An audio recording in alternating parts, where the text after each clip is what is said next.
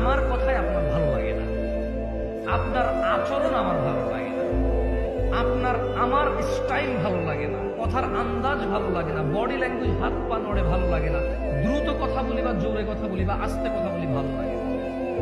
অথবা আপনি নিজেকে শুধু হানাফি মনে করেন বা শাফি মনে করেন, হাম্বালি বা মালিকি মনে করেন। হানাফি মনে করার পরে আপনি হয়তো মনে করেন নিজেকে চিশতি, সাবরি, তরিকত, হাকিকত, মারিফত, শরীয়ত এভাবে মনে করতে পারেন। সুফি নিজেকে মনে করতে পারেন। সুফি মনে করার পর আপনি মাইজ ভান্ডার, সারসিনা, তারপরে এদিকে জৈনপুর, আটরশি, ফুরফুরা, আপনি নিজেকে এগুলো মনে করতে পারেন। আপনাকে একটা কথা বলি, মনোযোগ দিয়ে শুনেন। আল্লাহ সূরা আল ইমরানের 19 নম্বর আয়াতে বলেছে যে আল্লাহর কাছে একমাত্র মনোনীত হচ্ছে দিন হচ্ছে কি কি? তাহলে প্রবলেম কোথায়? আল্লাহ বলছেন ওয়া মাখতালাফাল্লাযীনা উতুল কিতাবা ইল্লা মিন বা'দি মা জাআহুমুল ইলমু বাগিয়ান বাইনাহুম। আর যাদেরকে কিতাব দেওয়া হয়েছিল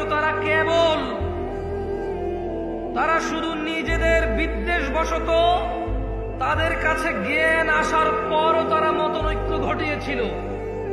ইলম এসেছে, জ্ঞান এসেছে, ফুরকান এসেছে, সত্য মিথ্যার পার্থক্যকারী এসেছে, কিন্তু না, কোরআন ও সহিহ সুন্নায় তাদের কোনো আপত্তি ছিল না। কিন্তু তারা নিজেদের একে অপরের বিদ্বেষে বসে তারা জ্ঞান আসার পরে মতনৈক্য করেছিল। একজন আরেকজনের মতনৈক্য করতে গিয়ে ইসলামেরই মতনৈক্য করে ফেলেছে তারা।